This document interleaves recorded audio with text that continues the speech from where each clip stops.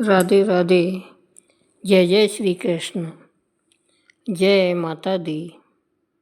दोस्तों, कार्तिक कृष्णा चतुर्थी को करवा चौथ का व्रत किया जाता है। इस व्रत को स्त्रियों का यह सर्वाधिक प्रिय व्रत है। इस दिन सौभाग्यवती स्त्रियां पति के स्वास्थ्य एवं दीर्घायु एवं मंगल की कामना करती है। कुंवारी कन्याएं इस व्रत को सुंदर और दीर्घायु वाला पति पाने के लिए करती है। इस व्रत में शिव पार्वती, श्री कार्तिकेय, श्री गणेश जी और चंद्रमा का पूजन किया जाता है। पूजन में एक मिट्टी का करवा चाहिए जिसमें जल भरते हैं। करवे को ठंडा करना यानी जल से भरा जाता है। उसमें पैसे, बोर, काचरा, आंवला, पुष्प, मोगरी, चंवले की फली आदि डाली जाती है। करवे के ऊपर शक्कर भर के कटोरी व कटोरी पर लाल ब्लाउज पीस रखा जाता है। पूजन के बाद करवा चौथ व्रत की कथाएं सुनते हैं और चंद्रोदय पर चंद्रमा की भी पूजा करके अर्घ्य देते हैं। तो अब आइए हम सुनते हैं करवा चौथ की कहानी। एक गांव में एक साहूकार के 7 बेटे और 1 बेटी थी। सेठानी ने और 7 बहुओं ने और बेटी सहित कार्तिक कृष्णा चौथ का करवा चौथ का व्रत किया। उस लड़की के भाई हमेशा अपनी बहन के साथ भोजन करते थे। उस दिन भी भाइयों ने बहन को भोजन के लिए बोला। तब बहन बोली, भैया आज मेरा करवा चौथ का व्रत है, इसलिए चांद उगेगा जब खाना खाऊंगी। भाइयों ने सोचा कि बहन भूखी रहेगी, इसलिए एक भाई ने दिया जला दिया और एक भाई ने चलनी लेकर पहाड़ी पर चढ़ गए। दिया जलाकर चलनी से ढककर कहा कि बहन चांद उगाया है, अर्घ दे दे और खाना खा ले। तब बहन ने भाभियों से आकर कहा कि भाभी चांद देख लो। भाभी बोली कि बाई जी, ये तो चांद तुम्हारे लिए उगा है, तुम ही देख लो, हमारा चांद तो रात में दिखेगा। बहन अकेली ही खाना खाने बैठी। पहले कोर में ही बाल आया। दूसरे कोर में खाने लगी तो उसे ससुराल से बुलावा गया कि बेटा बहुत बीमार है, सो बहू को जल्दी भेजो। माँ ने जैसे ही कपड़े निकालने के लिए बक्सा खोला, 3 बार ही कभी सफ़ेद, कभी काला, कभी नीले रंग के कपड़े हाथ में आए। माँ ने एक सोने का सिक्का पल्ले से बांध दिया और कहा कि रास्ते में सबके पैर छूती जाना, जो भी तुझे अमर सुहाग का आशीष देवे उसको ही यह सोने का सिक्का देना और पल्ले से गांठ बांध लेना। रास्ते में सब औरतें आशीष देती गई, पर किसी ने भी सुहाग की आशीष नहीं दी। ससुराल के दरवाजे पर पहुंचने पर पलने में सोती हुई जेठूती झूल रही थी। उसके पैर छूने लगी तो वह बोली, सीढ़ी रहियो सपूती रहियो, 7 पुत्र की माँ हो। यह वाक्य सुनते हुए उसने जल्दी से सोने का सिक्का निकालकर और उस जेठूती को दे दिया और पल्ले से गांठ बांध ली। अंदर गई तो पति मरा पड़ा था। बहू ने अपने मरे हुए पति को जलाने के लिए नहीं ले जाने दिया और बोली, मेरे लिए एक अलग से झोंपड़ी बनवा दो। और वहाँ अपने मरे हुए पति को लेकर रहने लगी। रोज सासू बची कुची ठंडी वासी रोटी दासी के हाथ भेज देती और कहती, जा मुर्दा सेवनी को रोटी दे आ। थोड़े दिन बाद माघ की तिल चौथ आई और बोली, करवा पिला तो करवा पिला, भाइयों की प्यारी करवा ले, दिन में चांद देखने वाली करवा पिला। जब वो बोली कि हे चौथ माता, मेरा उजड़ा हुआ सुहाग तो आपको ही बचाना पड़ेगा। मेरे पति को जिंदा करना पड़ेगा। मुझे मेरी गलती का पश्चाताप है। मैं आपसे माफ़ी मांगती हूँ। तब चौथ माता बोली, मेरे से बड़ी बैसाखी चौथ आएगी, वो तुझे सुहाग देगी। इस तरह बैसाखी चौथ आई और उसने कहा कि भादवे की चौथ तुझे सुहाग देगी। तब कुछ महीने बाद भादुड़ी चौथ माता स्वर्ग से उतरी और वही सब बात कहने लगी। तब उसने चौथ माता के पांव पकड़ लिए। चौथ माता बोली कि तेरे ऊपर सबसे बड़ी कार्तिक की करवा चौथ माता है। वही नाराज हुई है। यदि तूने उसके पैर छोड़ दिए तो फिर कोई भी तेरे पति को जिंदा नहीं कर सकता है। कार्तिक का महीना आया, स्वर्ग से चौथ माता उतरी।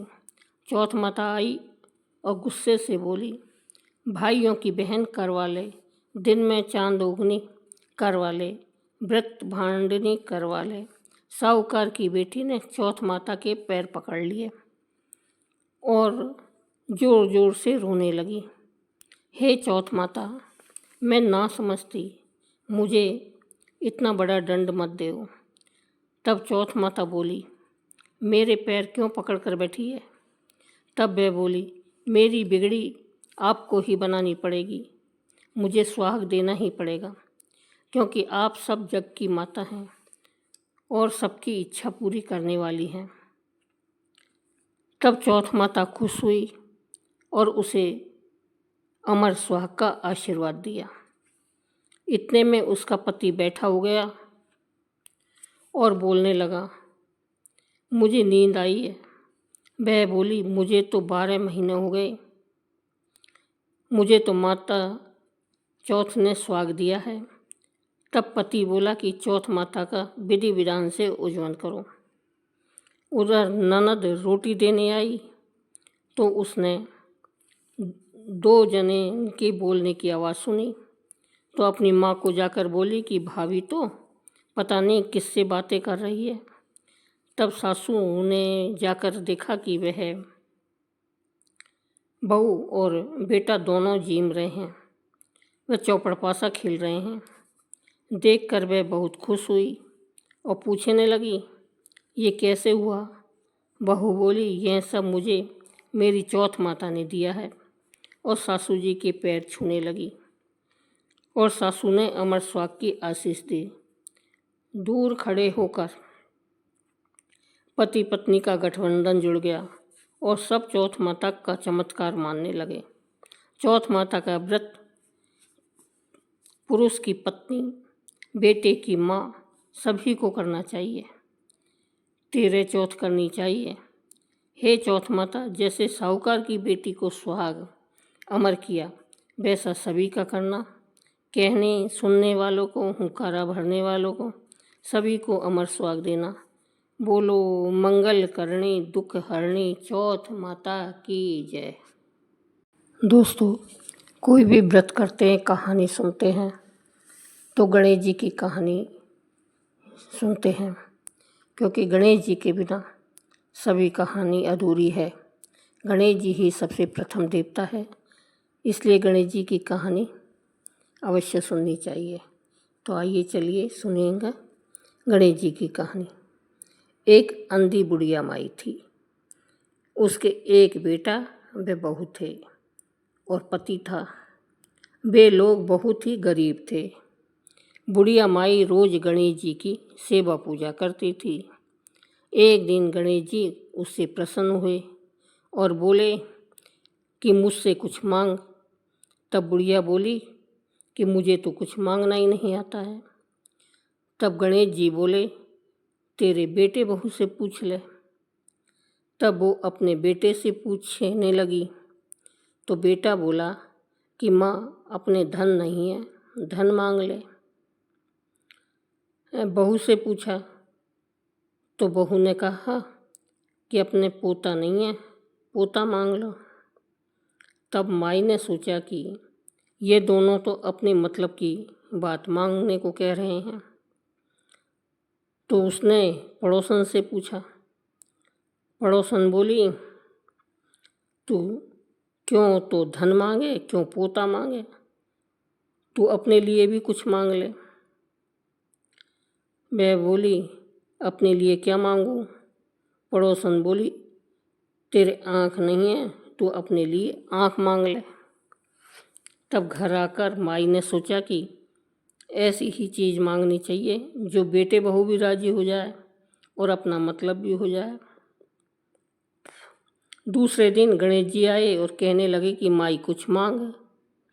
तब बुढ़िया माई बोली, सोने के कटोरे में पोते को दूध पीता हुआ देखूं।